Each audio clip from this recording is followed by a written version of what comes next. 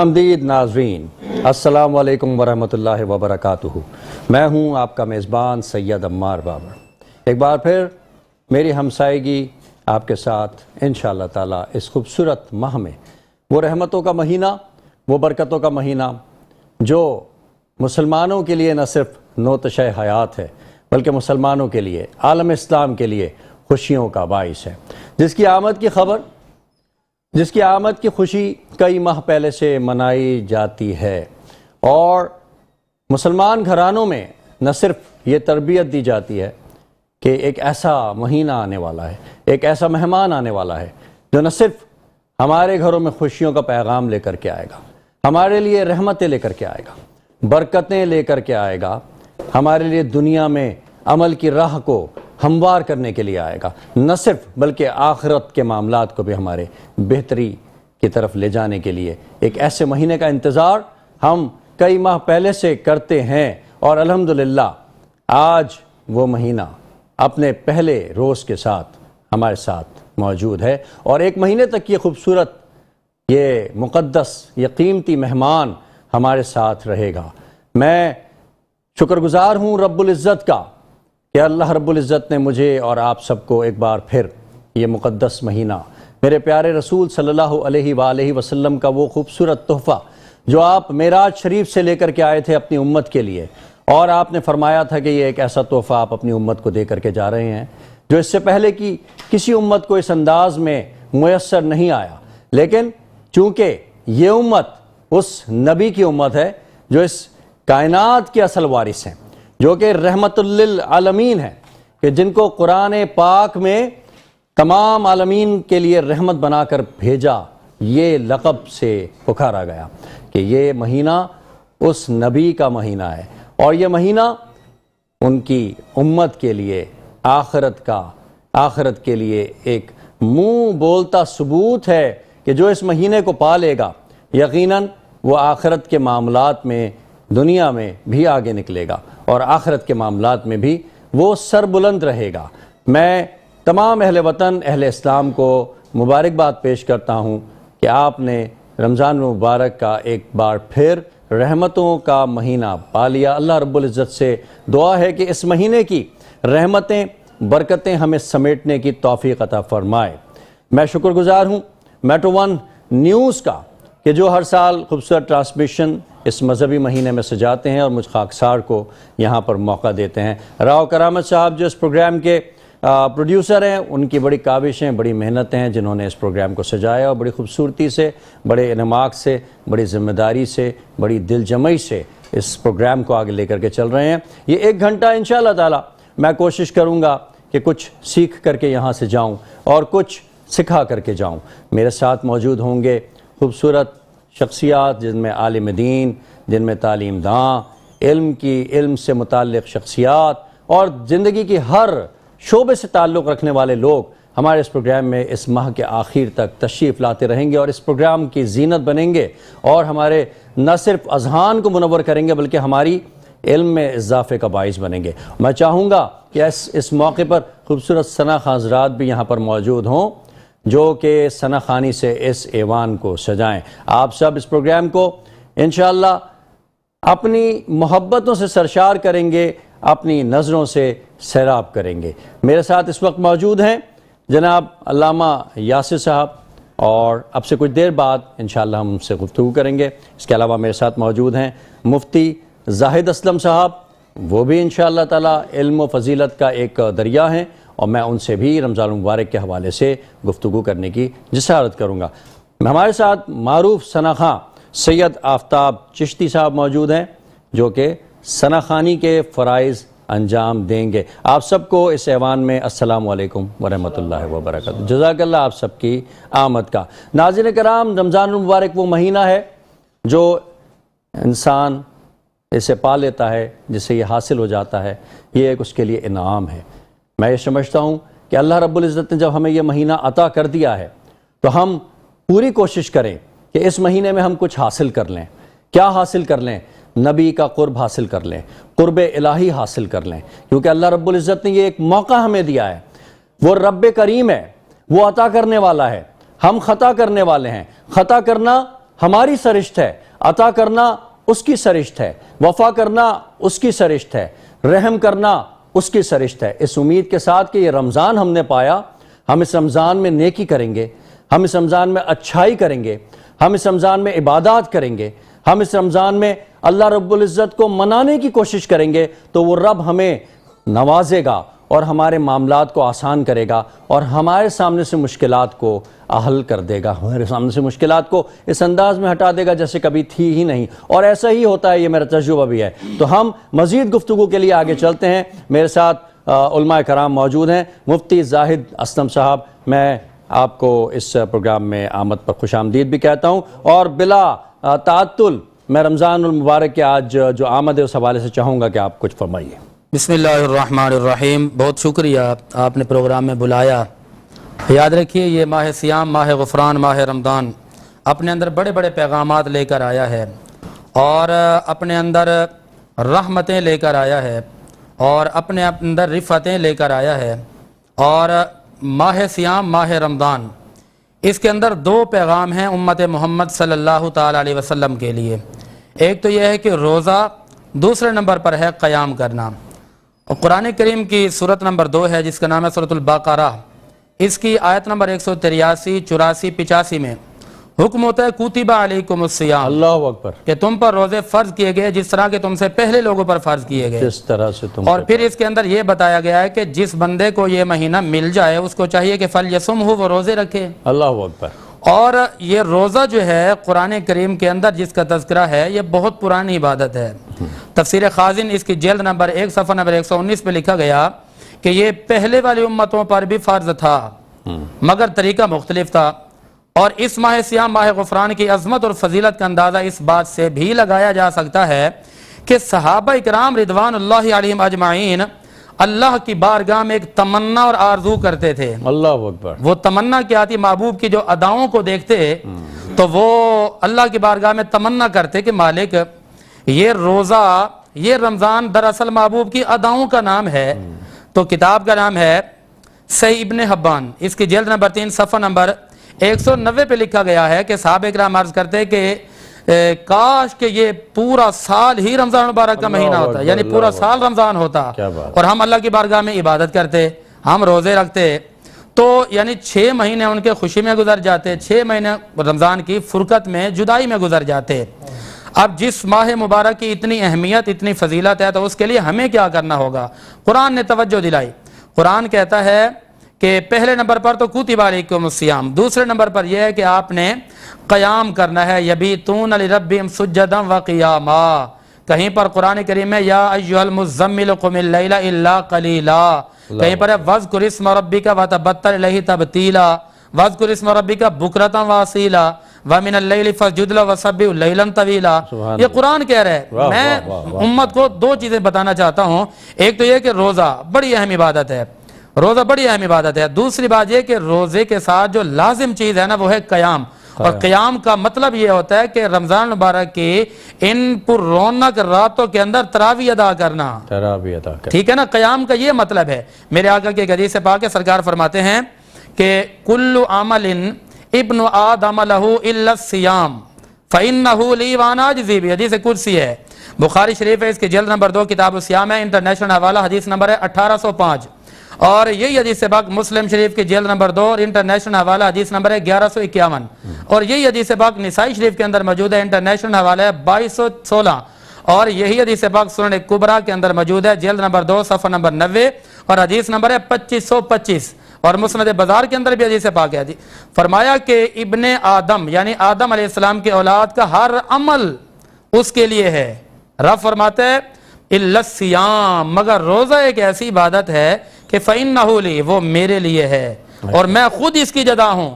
پتہ یہ چلا کہ روزہ رکھنے والا بندہ کبھی مایوس و پریشان ہو ہی نہیں سکتا۔ جس بندے نے روزہ رکھ لیا گویا اس کو عرش اولیٰ کے رب کی ذات مل گئی ہے۔ اچھا، یہ بات بڑی آپ نے خوبصورت کہی، اور میں ابھی جب راستے میں تھا تو میں یہ سوچتا ہوا آ رہا تھا کہ انسان آج کل کتنا غمزدہ ہے، کتنا دکھی ہے، کتنا تکلیف میں، کوئی غم اس پر آ جاتا ہے، کوئی اس سے بچھڑ جاتا ہے، ماں باپ بچھڑ جاتے ہیں، دوست بچھڑ جاتے ہیں، جائیداد اس سے چھن جاتی ہے، لوگ اس کے ساتھ بے اعتنائی برتتے ہیں، تو وہ شخص جو ہے غم کو اپنے اوپر حاوی کر لیتا ہے، اس غم میں وہ بستر مرگ پر چلا جاتا ہے اور دنیا سے چلا جاتا ہے۔ تو میں نے سوچا، میں نے وہ دمکتے ہوئے چہرے اپنے ذہن میں منور کیے کہ یہ لوگ بھی تو، جن میں ہمارے نبی صلی اللہ علیہ وآلہ وسلم، ہمارے دیگر انبیاء کہ جن پر کتنے کتنے دکھ آئے، کتنی کتنی تکالیف آئیں، انہوں نے اپنے ہاتھوں سے اپنی اولادوں کو مٹی کے سپرد کیا، لیکن آخر تک ان کے چہرے دمکتے رہے۔ تو وجہ یہی سامنے آئی کیونکہ ان کا قرب جو تھا،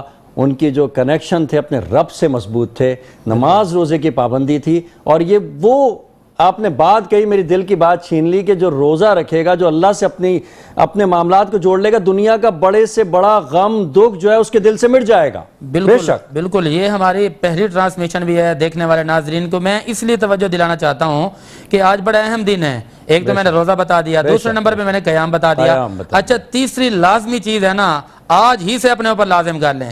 میں کہتا ہوں یہ فضیلت اور عظمت کا مہینہ ہے، اس کو لوٹ لیں، سمیٹ لیں، جتنا حاصل کرنا چاہتے ہیں کر لیں۔ نمبر 3، تیسری بات یہ ہے، کتاب کا نام ہے معجم کبیر، اس کی جلد 6 صفحہ نمبر 262 کی روایت ہے، اور کنز العمال جلد 8 صفحہ نمبر 210 پہ یہ روایت موجود ہے۔ فرمایا کہ اس ماہ سیام کی سحر ہو یا افطار ہو، فرمایا اس کے اندر جو روزہ رکھنے والے لوگ ہوتے ہیں نا، ترغیب دلائی، شوق دلایا میرے نبی نے۔ فرمایا کہ کچھ تو وہ لوگ ہیں جو روزہ رکھتے ہیں، ان کو بھی فضیلت ملتی ہے، اور حضور نے فرمایا کہ وہ لوگ جو روزہ رکھنے والوں کو سحری کرواتے ہیں یا ان کو افطار کرواتے ہیں۔ نبی علیہ السلام نے کیا فرمایا؟ معجم کبیر جلد 6 صفحہ 262، کنز العمال جلد 8 صفحہ نمبر 210، سرکار فرماتے کہ جو بندہ سحری کے وقت روزے دار کو سحری کروائے، افطاری کے بعد اس کو افطار کروائے، فرمایا کہ فرشتے اس کے لیے دعائے مغفرت کرتے ہیں، اور جن کے لیے فرشتے کہیں کہ مالک اس کو معاف فرما دے۔ بڑی خوبصورت بات ہمارے مفتی زاہد اسلم صاحب نے کہ میں یہ سمجھتا ہوں علامہ صاحب کی جو تعلیمات ہیں اس کی روشنی میں کہ رمضان ایک مجموعہ ہے، ایک ایسا گلدستہ، ایسا باغ ہے کہ جس میں تمام کے تمام پھول اپنی خوشبو بکھیر رہے ہیں، اور ہم اس سے خوشبو حاصل کر رہے ہیں، اس سے ہم فیض حاصل کر رہے ہیں۔ یعنی کہ ایک طرف آپ روزہ رکھ کر کے اپنے جسموں کو بھی منور کر رہے ہیں، اپنے جسم میں سے آپ جو کیلوریز ہیں، جو بیماریاں ہیں، اس کو بھی نکال رہے ہیں۔ ایک طرف اللہ تعالیٰ اس تکلیف کو اٹھانے کا اجر آپ کو اس قدر دے رہا ہے کہ انسان سوچتا نہیں، جس میں سب سے چھوٹا اجر یہ ہے کہ انسان غم سے دور ہو جاتا ہے۔ ٹھیک ہے، میں گفتگو کو آگے بڑھاتے ہوئے ہمارے ساتھ موجود ہیں علامہ یاسر صاحب۔ اسی گفتگو کو آگے لے کر کے چلیں گے۔ علامہ یاسر صاحب آپ سے رمضان کے حوالے سے چاہیں گے کہ اس گفتگو کو کنٹینیو رکھیں جس پر علامہ صاحب گفتگو فرما رہے ہیں۔ بسم اللہ الرحمن الرحیم۔ اولاً تو میں عالم اسلام کو ماہ رمضان المبارک کی مبارکباد پیش کروں گا، اور دعا کروں گا کہ اللہ تبارک و تعالیٰ اس ماہ مقدس کے اندر ہمیں اپنے رب کو راضی کرنے کی اللہ تبارک و تعالیٰ توفیق عطا فرمائے۔ رمضان را، میم اور ضاد کا مجموعہ ہے، اور اس کا معنی گرمی، تپش، تیز دھوپ ہے، اور روزے دار جب روزہ رکھتا ہے تو وہ بھوک اور پیاس کو برداشت کرتا ہے، اور اس ماہ مقدس کے اندر اللہ تبارک و تعالیٰ کے لیے جو روزہ رکھتا ہے، اللہ تبارک و تعالیٰ نے اس کا جو بنیادی مقصد، جیسے مفتی صاحب نے توجہ دلائی، جو بنیادی مقصد ہے روزہ رکھنے کا، اس پر اگر ہماری نگاہ ہوگی اور پورے رمضان اگر ہم کوشش کریں کہ جس طرح اللہ تبارک و تعالیٰ نے قرآن مجید میں فرمایا کتب علیکم الصیام کما کتب علی الذین من قبلکم لعلکم تتقون، کہ روزے رکھنے کا جو بنیادی مقصد ہے وہ ہے تقوی اور پرہیزگاری۔ یعنی انسان روزہ رکھے تو روزہ رکھنے کا خالی مطلب یہ نہیں ہے کہ انسان بھوکا پیاسا ہے اور بھوکا پیاسا رہ کر وہ دیگر اپنے کاموں میں لگا ہوا ہے اور وہ ذکر اللہ سے بالکل غافل ہے، بلکہ حدیث پاک کے اندر اللہ کے نبی صلی اللہ علیہ وسلم فرماتے ہیں کہ جو شخص روزہ رکھنے کے بعد بھی اگر گناہوں سے باز نہیں رہتا ہے تو ایسے بھوکے پیاسے شخص کی اللہ کو کوئی حاجت نہیں ہے، اللہ کو کوئی ضرورت نہیں ہے۔ یعنی روزے کا جو بنیادی مقصد ہے، آج پہلی رات ہے، پہلی شب ہے، تو آج ہی ہمیں اس مقصد پر فوکس کرنے کی حاجت ہے کہ روزے کا جو بنیادی مقصد ہے وہ تقوی اور پرہیزگاری ہے۔ اور تقوی یعنی ہر اس کام سے بچنا کہ جس کے بچنے کا اللہ نے حکم دیا ہے، اور ہر اس کام کو کرنا جس کے کام کرنے کا اللہ نے حکم دیا ہے. اور یہ جو خاص طور پر رمضان المبارک کے اندر روزے کی حالت ہے نا، روزے کی حالت، یہ ہمیں یہ پیغام دیتی ہے کہ جب ہم ان حلال طیب چیزوں کو اللہ کے حکم پر چھوڑ سکتے ہیں، وہ کہ جو جن چیزوں کا استعمال تو عام ایام میں باقاعدہ اگر اچھی نیت ہو تو اللہ ثواب عطا فرماتا ہے، جائز ہے جس کو ثواب عطا فرماتا ہے اگر اچھی نیت ہے. لیکن اس کے باوجود اگر انسان اس کو صرف اللہ کی حکم پر، اللہ کی رضا کے لیے اس کو چھوڑ دیتا ہے، تو جب حلال چیزوں کو وہ رمضان میں روزے کی حالت میں چھوڑ سکتا ہے تو پھر حرام سے تو بدرجہ اتم اور بدرجہ اولا وہ بچ سکتا ہے. بس آپ یہ دیکھیں نا کہ اللہ رب العزت کیا خوش ہوتا ہوگا اس بندے سے کہ اس نے میرے حکم پر جائز چیزوں کو بھی ترک کر دیا. سبحان اللہ. ہے دیکھیں رب العزت کی اسی لیے فرمایا نا کہ اللہ تبارک و تعالیٰ نے فرمایا کہ روزہ ایک ایسی عبادت ہے کہ اس کی جزا میں خود ہوں. اللہ تبارک و تعالیٰ روزے کی جزا عطا فرماتا ہے، اور روزے کی جزا ایسی ہے کہ جب انسان روزہ رکھتا ہے اللہ تبارک و تعالیٰ گناہوں کو معاف فرما دیتا ہے. اور فرمایا کہ روزے دار کی جو منہ کی بو ہوتی ہے، اسمیل، اس کو اللہ تبارک و تعالیٰ مشک و عنبر سے زیادہ اللہ تبارک و تعالیٰ اس کو پسند فرماتا ہے. تو روزے دار کو بالخصوص اللہ کا یہ فضل ہے کہ اللہ نے اس سال پھر یہ کرم کیا اور یہ بابرکت مہینہ ہمیں عطا کیا ہے. یہ اللہ کا فضل ہے. رمضان زندگیوں میں کئی بار آئیں گے، لیکن اس بار آج پہلی ہی رات میں ہم یہ کوشش کریں کہ اس رمضان کو ہم تقوی اور پرہیزگاری کے ساتھ گزاریں. علامہ صاحب آپ کی بات کو قطع کلامی کرتے ہوئے، لوگ رمضان آتا ہے، رمضان میں تقوی بھی اختیار کر لیتے ہیں، مساجد بھی ہماری پر ہو جاتی ہیں، لوگ ایک سمجھے کہ دین کی طرف راغب بھی ہو جاتے ہیں، رغبت بھی ان کی دین کی طرف ہو جاتی ہے.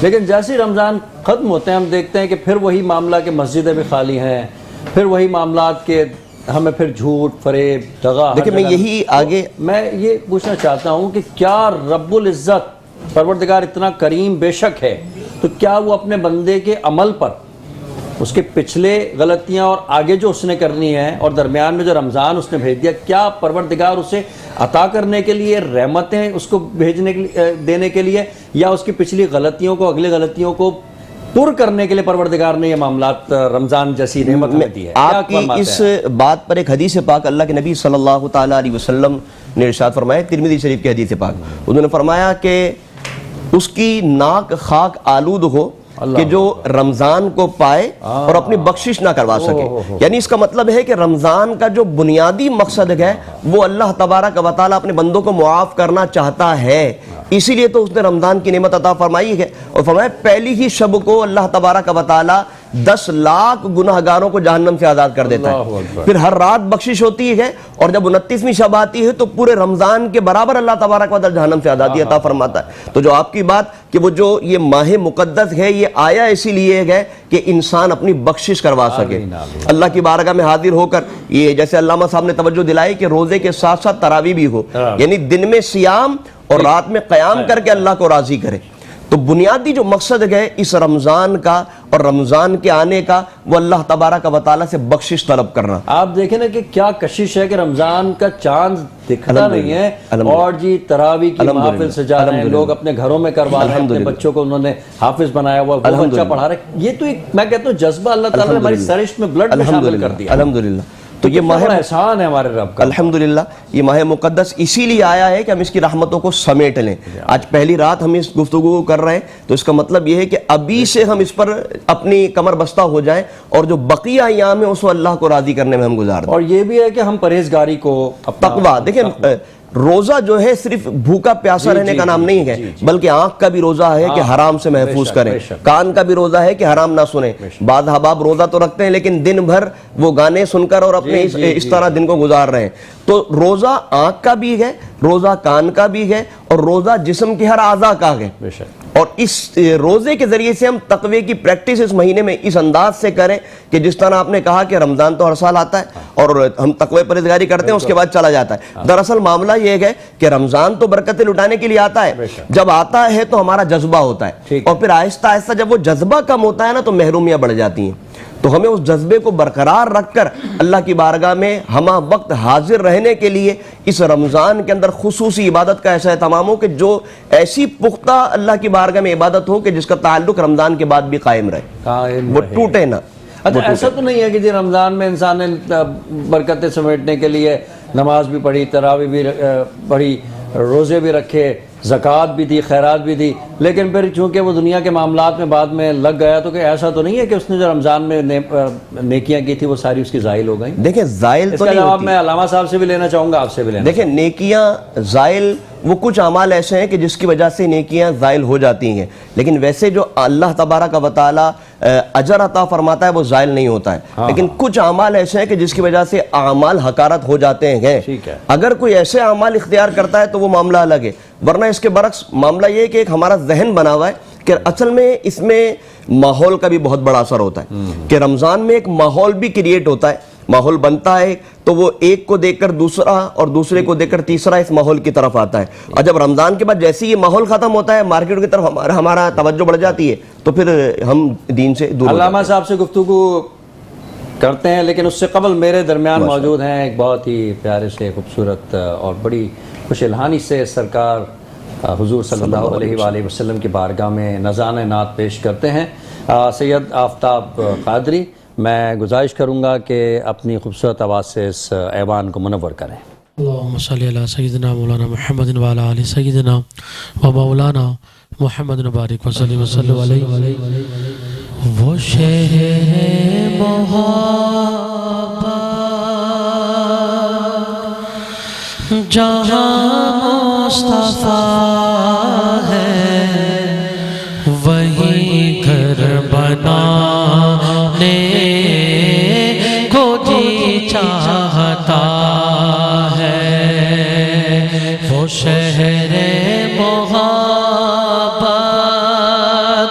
جہاں مصطفیٰ ہے، وہی گھر بنانے کو جی چاہتا ہے. وہ سونے سے کر وہ چاندی سی مٹی نظر میں بسانے کو جی چاہتا ہے. جو پوچھا نبی نے کہ کچھ گھر بھی چھوڑا تو صدیق اکبر کے ہونٹوں پہ آیا. جو پوچھا نبی نے کہ کچھ گھر بھی چھوڑا تو صدیق اکبر کے ہونٹوں پہ آیا. وہاں مال و دولت کی کیا حیثیت ہے، جہاں دل لٹانے کو جی چاہتا ہے. اور ستاروں سے یہ چاند کہتا ہے گرداں، تو میں کیا بتاؤں وہ ٹکڑوں کا حال. ستاروں سے یہ چاند کہتا ہے گرداں، تو میں کیا بتاؤں وہ ٹکڑوں کا حال.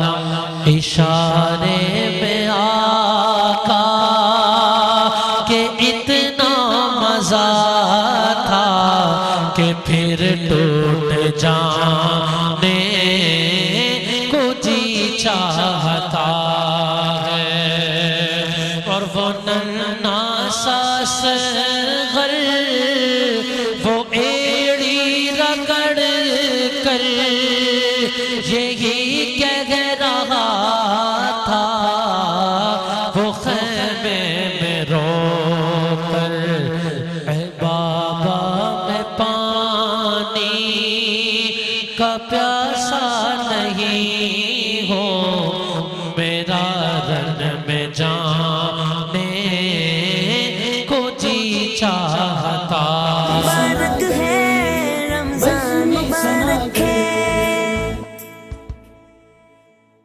خوش آمدید ناظرین، ایک بار پھر آپ سب کا خیر مقدم.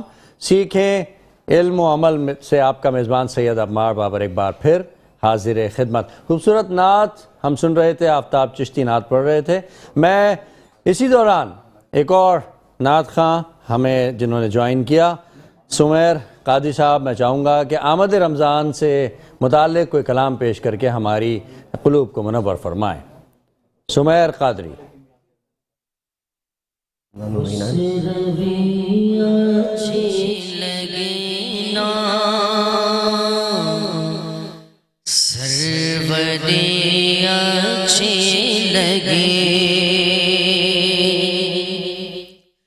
خسروی اچھی لگی نا، سروری اچھی لگی، خسروی اچھی لگی نا، سروری اچھی لگی. ہم فقیروں کو مدینے ہم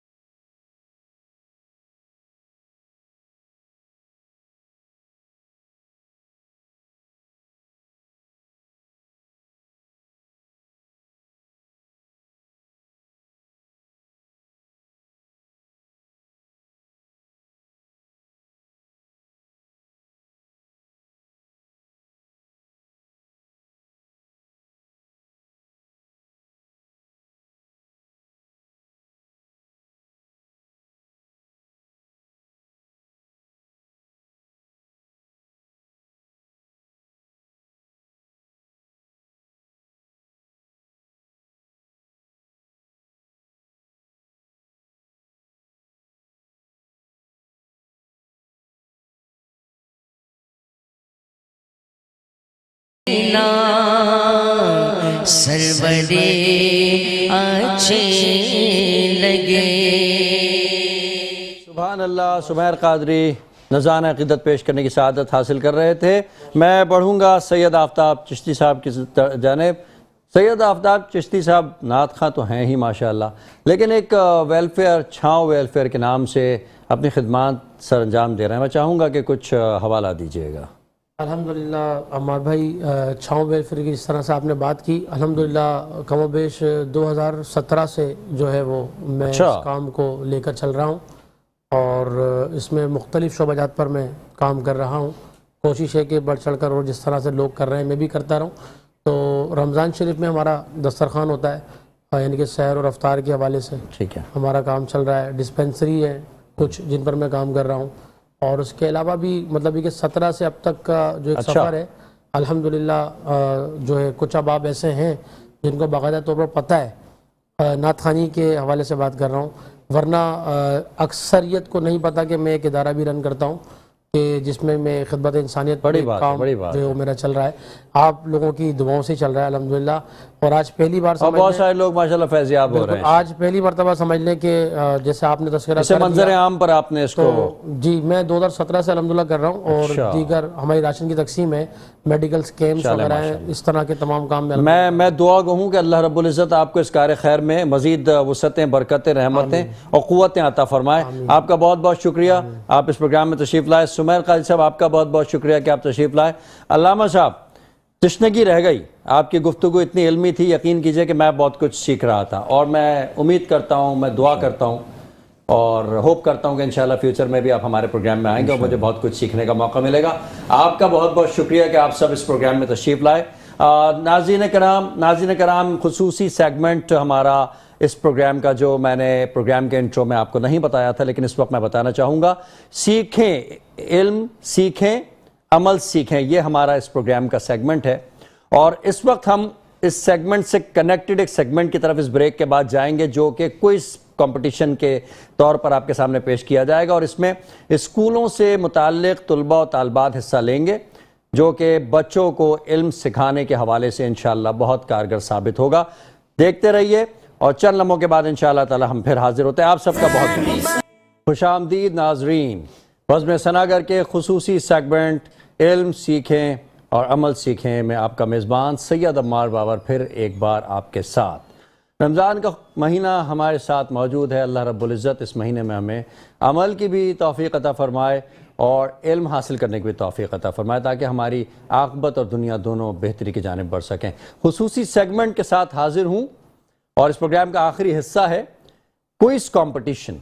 और अपनी बात में इजाफा कर दूं कि इस वक्त मेरे साथ मौजूद हैं कॉलेज के और यूनिवर्सिटी के तालिब इल्म, और ये एक मुकाबला कॉलेज और यूनिवर्सिटी के तालिब इल्मों के दरमियान है। मैं बिला ताख़ीर उनकी जानिब बढ़ूंगा। इनमें से कोई एक तालिब इल्म जो आज मुकम्मल सवालों के जवाब नहीं दे सकेगा, वो आज यहाँ से रुखसत हो जाएगा, और दो तालिब इल्म जो सवालात के जवाबात दे देंगे उनको अगले मुकाबले में भेज दिया जाएगा। बहरहाल जीत और हार कुछ नहीं होती, असल चीज़ इल्म होता है। जो इल्म ये यहाँ से हासिल करके और इल्म जो तकसीम करके जाएंगे, ये एक बड़ा मामला है। तो मैं बिला ताख़ीर आगे बढ़ता हूँ और मेरे साथ इस वक्त मौजूद हैं कराची यूनिवर्सिटी के तालिब इल्म अब्दुल्ला इलियास, और इनसे मैं पहला सवाल दागता हूँ। पहला सवाल और इंतहाई आसान सवाल, लाल सैयारा किसे कहा जाता है? जी अब्दुल्ला जी, लाल सैयारा किसे कहा जाता है? सूरज। सूरज, अच्छा जी। चले मैं आपसे दूसरा सवाल पूछता हूँ। ऑस्ट्रेलिया का दारुल हुकूमत कौन सा शहर है? कैडनबरा, करेक्ट। पहला आपका सवाल दुरुस्त नहीं था। पहला सवाल का जवाब है मरीख, मार्स, जिसे कि लाल सैयारा कहा जाता है, सुर्ख सैयारा। दूसरा सवाल आपने जवाब दुरुस्त दिया, अब आपका गलती की गुंजाइश नहीं है। आप से तीसरा सवाल मैं पूछता हूँ, दुनिया का सबसे तवील दरिया कौन सा है? दरियाए नील। दरियाए नील, जी। अच्छा जी, नाटक ड्रामा, यानी कि ड्रामा नाटक रोमियो एंड जूलियट, ये किसने लिखा था? किसके हाथ की तहरीर है? शेक्सपियर। William Shakespeare. 4 सवाल मैं आपसे कर चुका हूँ, एक सवाल मैं आपसे बाद में करूँगा। और मैं अब बढ़ता हूँ अपने मुकाबले के दूसरे शरीक इब्राहिम खान साहब की जानिब। इब्राहिम खान आप हैं? जी इब्राहिम, आपकी जानिब में आता हूँ और आपसे मैं सवाल पूछना चाहता हूँ, टाइटैनिक जहाज़ किस साल में गर्काब हुआ था? 1907। सोच लें।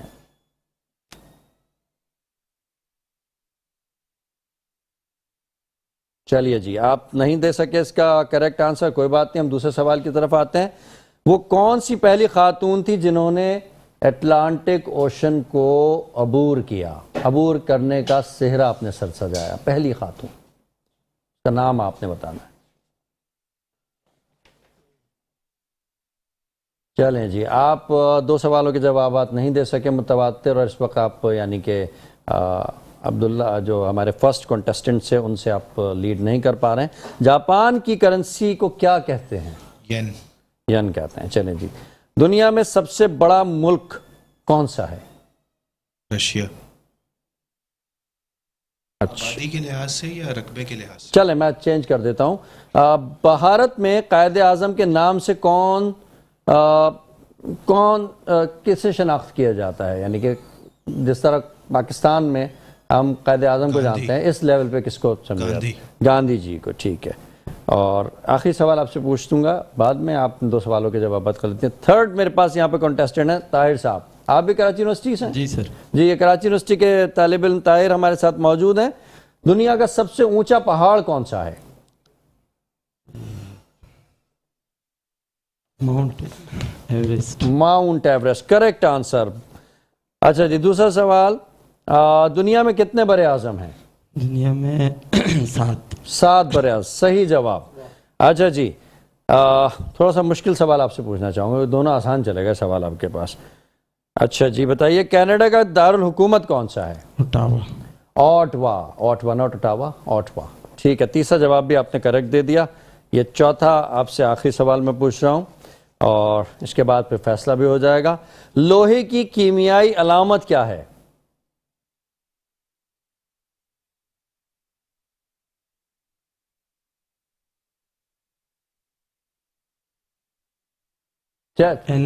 چلیے جی، لوہے کی کیمیائی علامت FE کے نام سے جانی جاتی ہے. آپ نے جواب نہیں دیے. ایک ایک سوال میں آپ تینوں سے اور پوچھوں گا اور اس کے بعد ہم اس کا فیصلہ کر لیتے ہیں. دنیا کا سب سے بڑا سمندر کون سا ہے؟ آپ بتائیے. سب سے فرسٹ نمبر پر جو ہیں ہمارے ساتھ عبداللہ الیاس، اقرا یونیورسٹی سے آپ کا تعلق ہے جی. سب سے بڑا سمندر؟ Pacific ocean. Pacific ocean, very good. اچھا جی، دنیا کا سب سے بڑا صحرا کہاں پر موجود ہے؟ عبداللہ، سوری ابراہیم. دنیا کا سب سے بڑا صحرا سہارا ڈیزرٹ. سہارا ڈیزرٹ. چلیے جی، آکسیجن کی کیمیائی علامت کیا ہے؟ طاہر. Oxygen. O. او.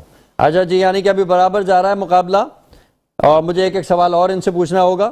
چاندی کی کیمیائی علامت؟ عبداللہ الیاس. AG. اے جی، ویری گڈ. بھارت کا قومی پھول کون سا ہے؟ ابراہیم. بھارت کا قومی پھول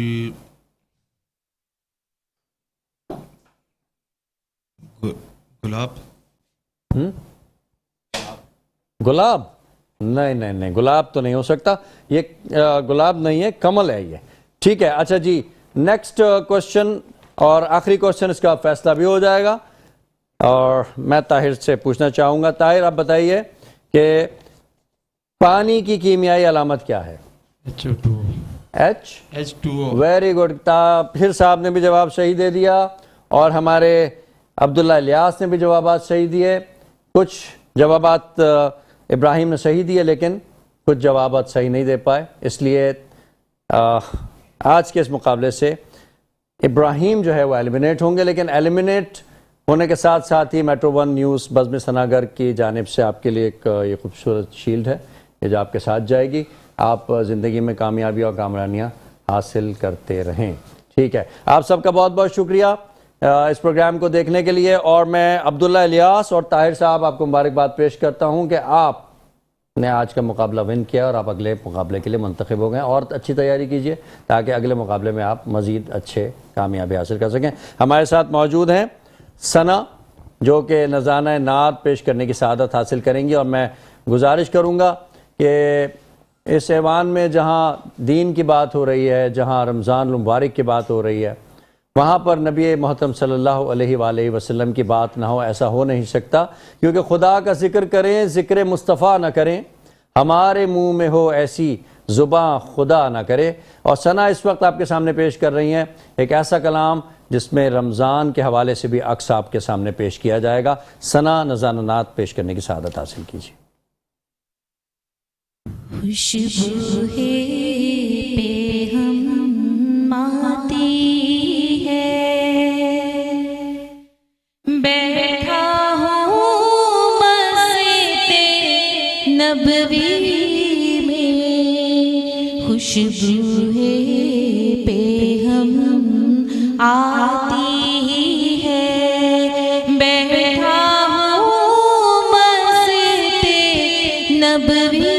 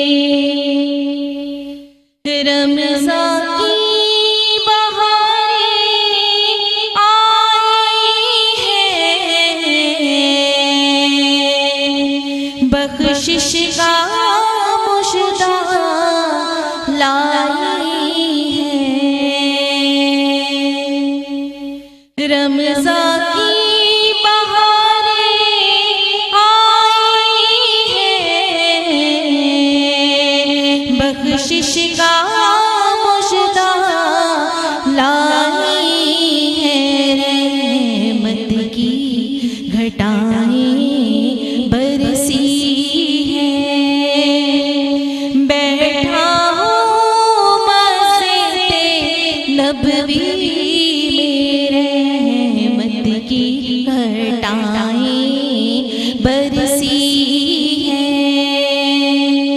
बैठा हूँ मस्जिदे नबवी में, अफ्तारे में दस्तरखान सजे, सहरी की रौनक क्या कहना। अफ्तारे में दस्तरखान सजे, सहरी की रौनक क्या कहना। जन्नत की हवाएं आती हैं। बैठा हूँ मस्जिदे नबवी में, जन्नत की हवाएं आती हैं। बैठा हूँ मस्जिदे नबवी में, महसूस हुआ है यूं मुझको